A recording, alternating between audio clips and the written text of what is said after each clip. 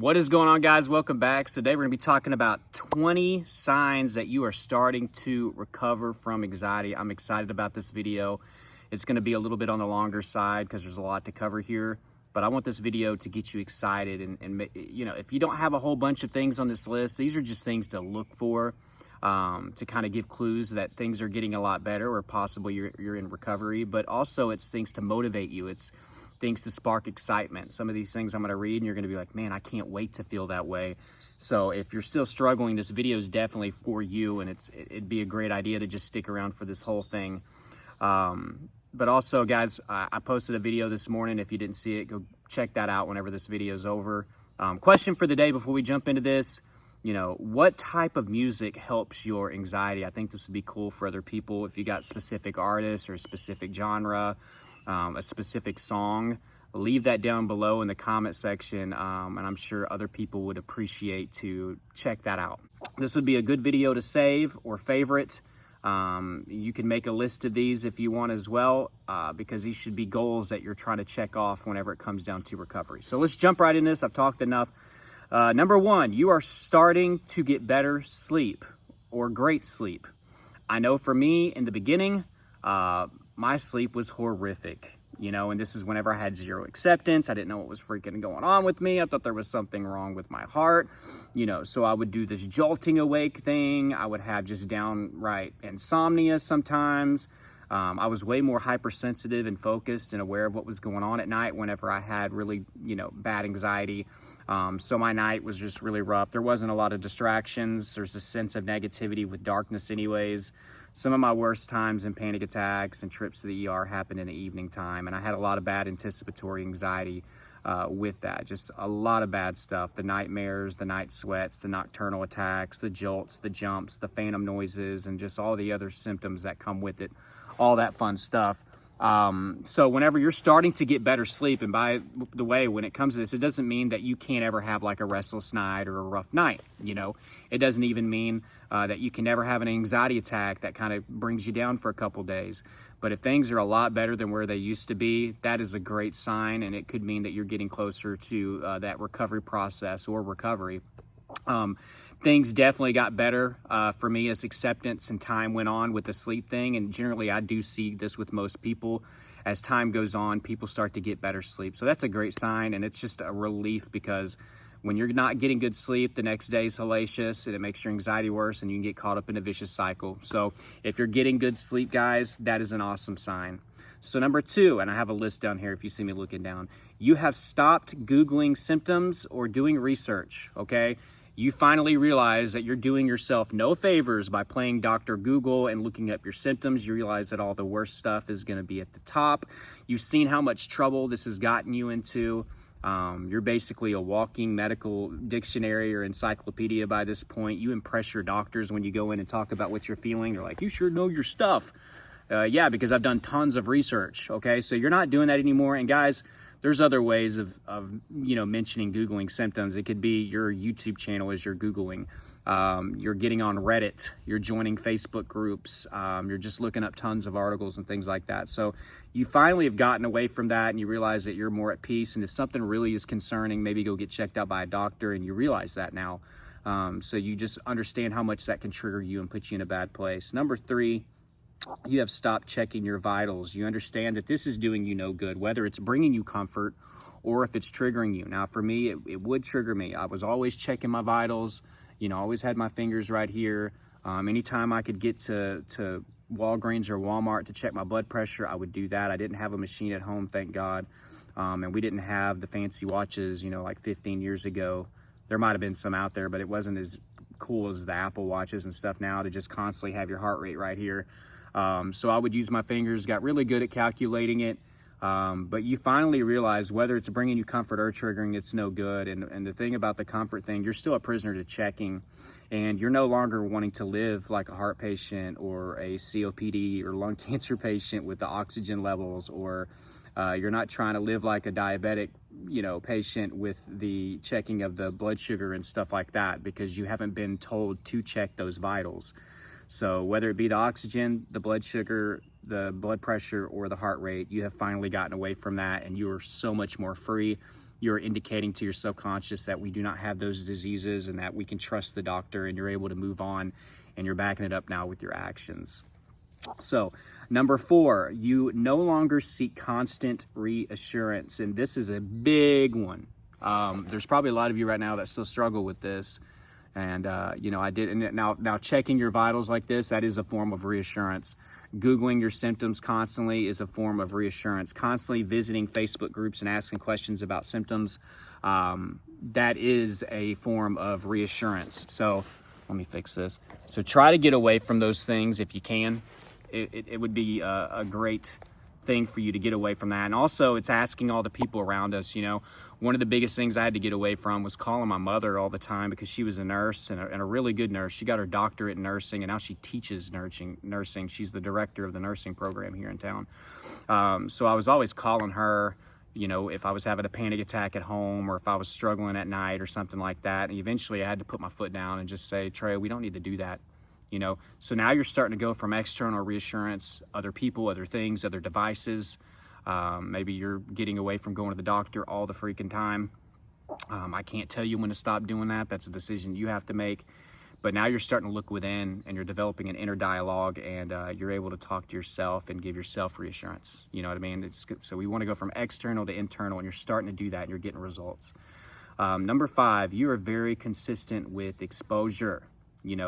You realize that you're going to have your rough days, you're going to have your rough exposure trips, but you understand that if you get away from it and you let that affect you, and you see it as this huge setback and everything like that, I'm not going to say you have to start completely over, but you realize it really does set you back if you skip days and miss days.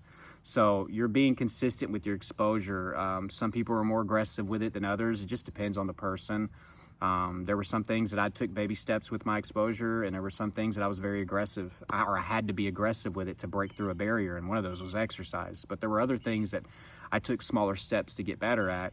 It doesn't matter which one you're doing, you know what I mean? Just try to figure out which is best for you. But the consistency is the most important thing. Even if it's 0.25% better every day, who cares? We are moving forward and we're being consistent. You realize the importance of that, and you're probably getting some good results, and you're desensitizing to those things. All right, where were we? Number 6, you find yourself smiling more. Your happiness just starts to go up, because so many other areas of your life are improving. You're getting back to the things that you love doing.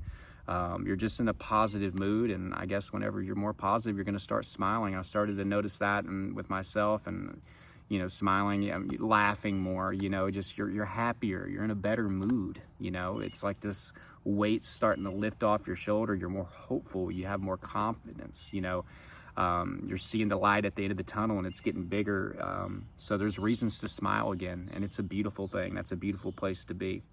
Number 7, you have moments when you forget about anxiety.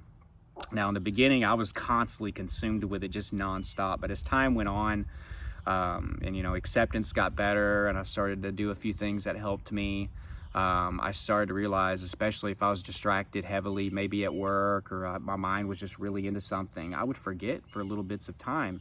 Started out just a few minutes, or like, the past 10 minutes I haven't been worried about my heart or whatever. And that's even a cool step, right? When you start to do that, when you've been constantly fixated on something. But it gets longer and longer and longer as time goes on, until the end. Whenever it comes down to recovery, end of recovery, you're going to forget that you have anxiety for 2 or 3 months. And then you're going to come back and wake up one day, and you're going to realize, like, maybe I'm recovered. Cool. Even if I'm not, this is fantastic. I feel great. So it just, that space that you can get distracted enough or get your mind off of anxiety, you get bigger and bigger chunks as time goes on. So that's a great sign if you're dealing with that. Number 8, symptoms are less chronic. Okay, they're less chronic, meaning you're not dealing with them 24/7. You're not having them all the time. And in the beginning, for me, that was another thing. I would wake up to symptoms. I would go to sleep to symptoms, and often wake up throughout the night with symptoms, and they were with me nonstop every day. I'd say probably the first couple years of my anxiety, especially, I would say that they were just pretty much straight up chronic for me. Just constantly, as long as I was conscious and awake, I was dealing with the symptoms. But now that you're starting to get breaks, I mentioned talking about moments you forget about anxiety, but now even if you're thinking about anxiety or whatever, or realize you have anxiety, you don't constantly have the symptoms. So maybe you don't have headaches all throughout the day, or maybe you have a good day where you don't have anything. You're realizing that your chest pain might be just coming and going now, and it's not constant. Like, I remember a period of time for me, the chest pain was every single day. It's like, maybe it wasn't crushing all the time. Maybe it wasn't always super painful, but there would just be those days where it's, hi, I'm still here. You know what I mean? Something that's still bothersome and that would, affect me and put my mood down. So you're noticing that you're getting maybe some more free moments from the symptoms. And of course, that's a great sign. That means that everything else that you're doing is supplementing that. And because that's the thing that really gets us excited about this, right? Less symptoms. If we can get away from that. Sometimes we get too focused on the symptom part instead of worrying about the other things and working on those things. Number 9, you are excited about the process. Sure, it is exciting for the symptoms to start going down and you get, it starts to feel good. And of course, the momentum gets going then, and you're realizing that your fear levels are going down, your confidence is going up and everything. You're changing your life. But when you get excited about the process, and guys, just think about it. It's not just with anxiety. If you get excited about working out, you're going to get good results eventually. You're just excited about showing up. It's like Tom Brady loving practice even more than the games. He loved the grind. He loved the practice. A lot of people that are the best at what they do, they love the process. With anxiety recovery, as hard as it is, we got to love that process to get the best results. If somebody's excited about doing something and somebody over here isn't excited about doing it, they both do it, who do you think is going to get the best results? The person that's excited about it. So you got to get excited about the process. And if you want to break this down into you got to be excited about the tools for them to work. You got to get excited about challenging your symptoms. You got to get excited and pumped up about exposing yourself to your fears. You need to be excited about trying meditation. You need to be excited about this book or this course or this therapist that you're seeing or this coach that you're talking to. The more excited and hopeful and confident about it, the better the result is going to be. You're going to trust the process. You're just going to be excited. I think one of the biggest things, aside from the symptoms going down, that can help obviously with your excitement is just like you just see all the changes that you're making along the way. Some of you have quit smoking and drinking. Some of you have been working on assertiveness. Some of you have been working on self-love and gratitude. And some of you are becoming a better parent because of this, and a better husband, a better wife or partner. You're doing more things, and maybe your faith is better than what it used to be. And that just supplements this whole thing, and it just gets you really, really excited about it, especially when the light at the end of the tunnel keeps getting bigger, and now you can actually just live your life. And even though you have some residual symptoms or negative thinking, things are just so much better, and it's exciting. And number 10, almost at the halfway mark, guys, you embrace feeling uncomfortable. You gravitate towards it, and I think this starts with the symptoms, or it did with me whenever I started to challenge symptoms, like, bring it on, come on. And then you start to get the results, because anxiety is going to do the opposite of what you want to do. You're not running away from things. You're not avoiding it. You're not wishing it away. You're like, let's go. It starts with that. And then once you get out of that, you start to put yourself in certain situations that bring up the anxiety. So this transfers over to your exposure. You are excited and you embrace the feeling of doing something difficult, right? Something that puts you in an uncomfortable situation, whether it be the symptoms or driving or being in a social setting, because you understand that that's the only way that you're going to grow. The more uncomfortable, the more growth. So for those of you that are avoiding exposure and you're staying in your bubble, you're not growing, okay? I'm not trying to talk at you. I'm just trying to say the things that I needed to hear. So officially, we've made it halfway. If you made it to this point, you've already shown great patience. Go down below in the comment section. Let's brag a little bit, and let's put in all caps, halfway crew. You are the halfway crew, all right? You've already shown great patience. Let's hang in there. Let's make it another 10 of these signs, guys. Number 11, others have noticed your improvement, and that's exciting as well. It's like a pat on the back or a little badge, I mean, it's obviously we're wanting to do this for ourselves first and foremost, but when, your wife or your husband says, I'm proud of you, babe. You've been doing, I can tell you're doing good and you're doing great. I'm just so proud. And whenever they can tell you that they're proud of you and man, I get you fired up. For some of you, that's mom and dad, pops, coming up to you and be like, hey son, man, I see you're back to driving, man. I'm proud of you, It could be your brother, your sister. It could be friends. It could be coworkers that have noticed that you're not calling in anymore and that you're happier in a better mood at work. When other people start to get involved with it and then they jump on board and they're supporting you and they're giving you the love and the praise and for what for the hard work you've been doing, that is incredible. That is incredible. It can be very motivational to keep going. So number 12, you're getting back to the things you love doing. This is special too. For some of you, that's traveling. I know for me, man, whenever I could actually go on a trip and go, more than, 20, 30 minutes away or something, other than having to go to work or something like that was cool. For the longest, I wouldn't go, hours and hours away. To be able to do that, I loved, amusement parks and stuff like that, getting on rides and stuff like that. I wasn't doing that when I had anxiety. So whenever I was able to finally do that again, that was special. Whenever I was able to go outside and do yard work and hang outside and barbecue, and whenever it's hot in the summer, I love to do that.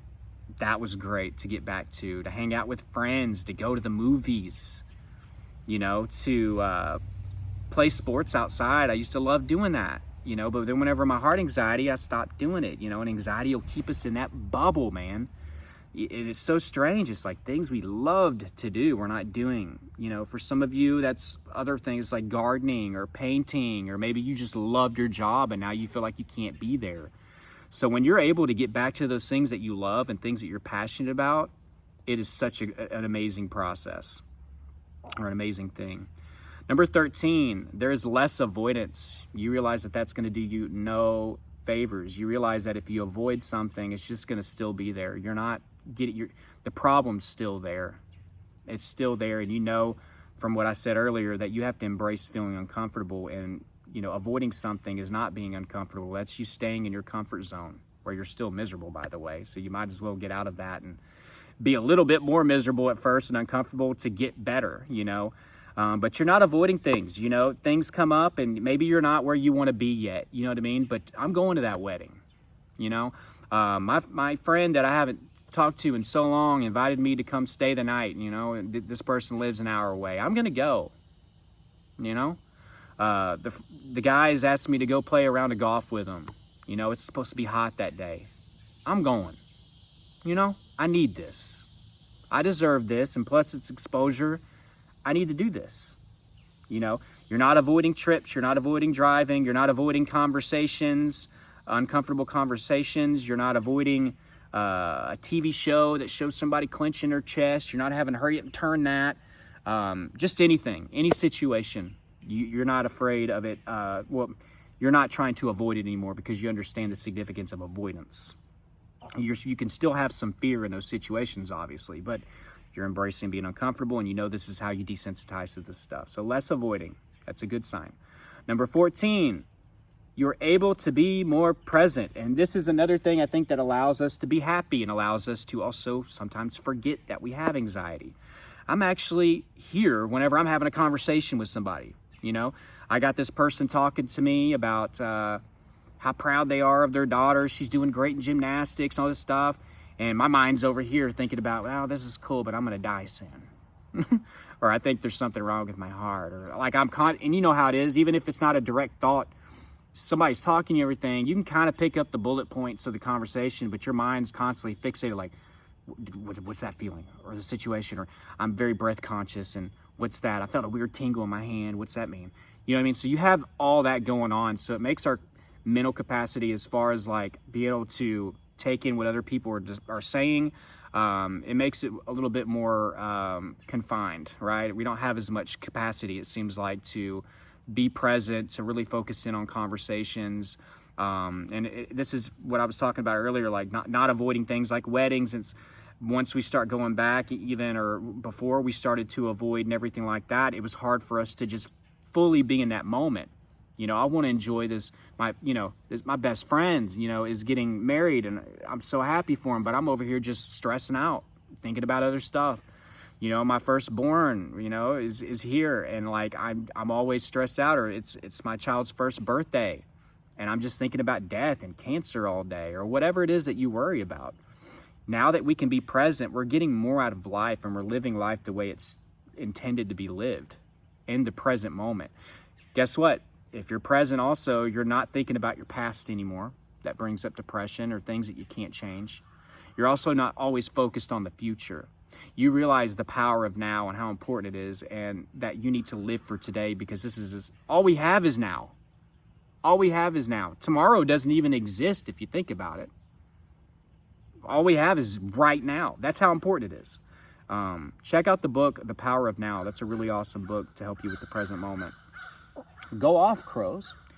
Where are we? Number 15, you can relax faster, okay? For a lot of you, you may not be having panic attacks anymore, but when you feel yourself getting antsy, you've built a good trust system with your subconscious and your body, or you've just picked up some great tools at this point to really relax the body, to calm the body. For some of you, that's breath work. For some of you, that's progressive muscle relaxation. For some of you, that's meditation and mindfulness. Self-regulation. Just imagine yourself weightless, not holding any resistance to anything. For some of you, that's letting these symptoms and everything just flow like energy and out of you like water, not holding on to anything, letting go of control, and that's helped you relax, okay? And that's amazing, you know. So now it keeps us from getting to that panic attack mode, which can then, of course, increase the adrenaline and the cortisol in our bodies, and then bring up our hypersensitivity. That's another big thing about recovery. We're trying to get our hypersensitivity lower and lower and lower as time goes on, so we're not feeling everything and all that. So that's a good thing. You're able to relax faster. Number 16, panic is, I'm kind of piggybacking off of that. Panic is minimal to non-existent. You know, after I got past my heart anxiety, I didn't have a ton of panic attacks anymore. I might have had, you know, it's hard to remember exactly. Let's say the second half of my anxiety in like a 2.5 to 3 year period, maybe I had like 4 or 5, which is not anything compared to what I was having before. You know, I was having, you know, 3 to 10 a day for the first couple years. Terrible stuff. And at that point, it is really hard to get out of that cycle of hypersensitivity, because you're always having a panic attack. And maybe you get a few hours in between, bam, another panic attack just amps you up again. And then it makes sense why it was hard for me to sleep, and for a lot of you to sleep whenever you're going through that. But now, guess what? Like, the panic is not happening, or it just doesn't, you know, or it just very rarely happens. Maybe you get a panic attack, but it doesn't last as long as what it used to, or something like that. And that's the first goal with panic attacks. We want to shorten the length and duration of them. Mine were lasting hours in the very, very beginning, but, you know, as time went on, you know, we got it down to an hour, 30 minutes, 15 minutes. And then I guess it goes back to what I was saying earlier. You can relax faster, so you're able to just calm the body. And that gets better with time and acceptance and experience. So panic attacks are disappearing, which is a must if you want to get past this. Number 17, better memory, concentration, and focus. I'm sorry, I love this video, guys. I talk a lot about the negative stuff because people want to get reassurance and help, but I love talking about the good stuff. Isn't this great? Number 17, better memory, concentration, and focus. The brain fog is starting to fade. And I want you to think about brain fog. It's one of those things that kind of creeps in, right? And it slowly develops, kind of like, it's even in the beginning. Like, you may not notice the first few days that you have bad anxiety. I mean, sure, we're just really in survival mode, but I'm just talking about the chronic brain fog. It starts to just like creep in, and then think about fog in the morning. It doesn't just go away like that. It burns away as the sun comes up. It burns it off a little bit, starts to become more patchy, and that's what's happening. Your memory is getting sharp again. And I'm mainly talking about short-term memory, you know. Maybe you're not putting the milk in the cabinet as much as you used to. Maybe you're not walking into the room every day like, why did I come in here? Maybe it's because your capacity to focus and to concentrate and to remember things is more, because it's not filled with as much symptoms and scanning and negativity and catastrophizing or panic. So you can start to remember things, concentration and focus. Some of you are noticing that your work output is better at your job, you know. Maybe your manager's picking up on it. Man, you've been really good with your production, and, you know, you're doing good with everything. Your sales have gone up, you know. Also, you can concentrate, and it kind of goes back to being present. Like, you can concentrate and focus whenever you're having conversations, you know. You can be more there for that. So the concentration, the focus, the memory, the brain fog, all that gets so much better in recovery. Number 18 is a special one, and I added this because I actually started to do this, and it's you start to help other people with this. It's not a must or anything like that, but whenever you start to feel good and you have this and you hear about somebody having anxiety, especially if it can be more personable, it doesn't have to just be, I mean, it's great to give comments and make videos like this.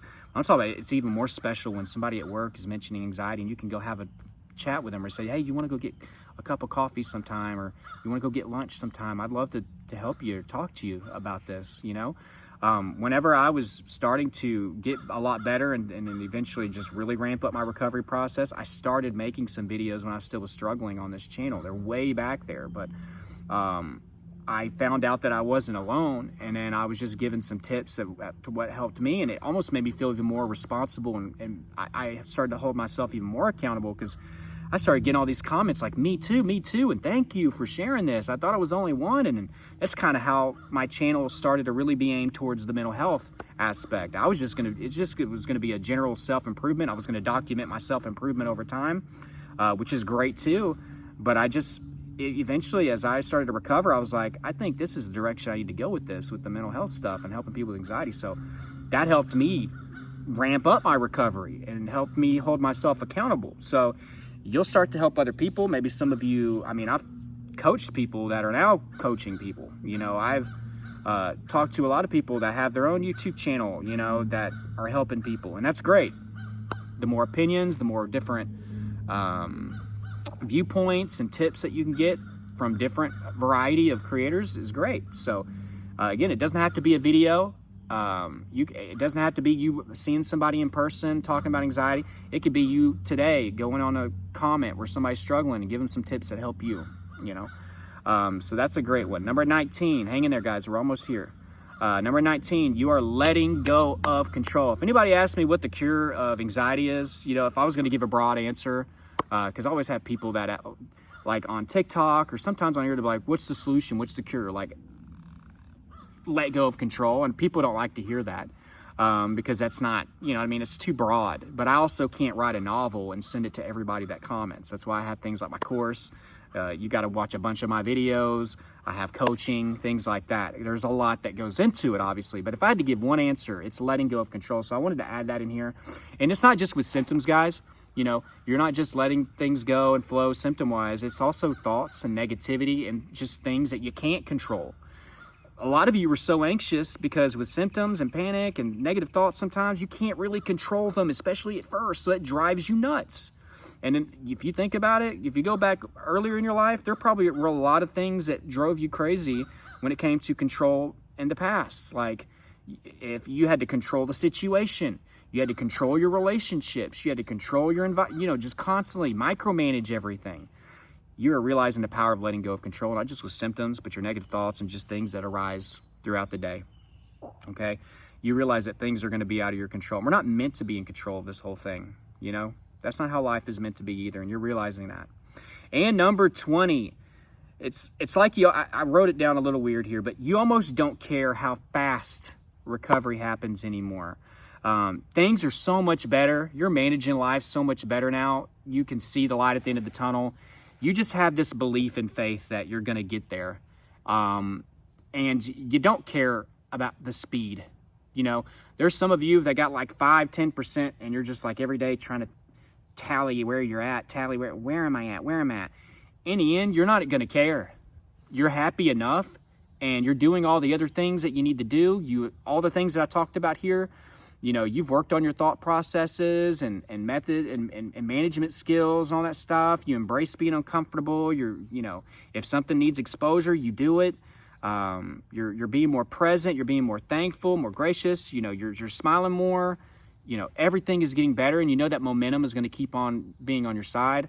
It's like things are so good and better than what they used to be. I don't care. And I'm telling you, whenever you finally don't care, that's whenever the subconscious will come that last 10-15%, you know. And I'm just giving random numbers, you know, I mean, that's like just estimations or whatever. But you don't care. And then that's how it got for me. Things are so good. And then one day I remember I think I woke up in my bed and I was just laying there. I was just like, you know, I remember things used to be horrible. And I haven't even really thought about this for a few months. Man, I guess this is what recovery is. And the fact that it didn't come back after that, I guess, you know, especially in that first year, whenever you're like vulnerable to stuff like that, I was just like, I guess so. Cool. So recovery, guys, is gray. It's hard to, it's not black and white. You're not going to know the day that you finally recovered. Like, I think people get so wrapped up in that it can actually keep it there. You know, get to that 80, 85, 90%, and then get to life. But I'm going to say this, okay? You need to have a stress preventative lifestyle in place. Okay, I want you living your life, but I don't want you just reverting and going back to everything else because you made a lot of headway. Yes, live your life, okay? But you have to make sure that you still have a stress preventative lifestyle in place to keep stress levels low. And you have to have a plan for when adversity hits or whenever you feel something random in your body, you know? Just, you have to have a plan for that and to realize, like, I'm not going to react the same way that I used to react and let all these things come back. So that has to be in place. Don't get too relaxed on that. Like, live life, but have some things that you've changed to help you manage your stress going forward, because you obviously have a tendency, or you're vulnerable to this. We could be vulnerable in the future. So make sure you have that in place. And also, that's just going to be good for you mentally and physically anyways. You know, if you made it this far in the video, thank you so much. I want you to go down below in the comments and in all caps, let's brag about this one. I will recover. I will recover. Guys, thank you so much. If you want more help and guidance, guys, I mentioned my course. I've been mentioning it a lot because it helps people. Check out my course, Elite Anxiety Bootcamp. I'm going to put that down below in the description and in the first pinned comment. Check it out. It has the whole curriculum there. If you're skeptical, it's going to show you everything that we go and cover. Hours of footage, close to 100 videos on there. And also some downloadable tools and things to help you on the side that are going to help. And it's lifetime access, so it's just a one-time thing. You're in there forever. But thank you guys so much for watching this video. If you're interested in coaching calls, you want to get on the phone with me, I have an email for that. I can send you my information for that. Please subscribe, guys, if you're new. And thank you for watching if you're new. But anyways, I love y'all. I will see y'all tomorrow. Remember, I did post a video this morning. Go check it out. I'm sure I'll have it here somewhere. Go check that video out. But I love y'all. I will talk to you tomorrow again.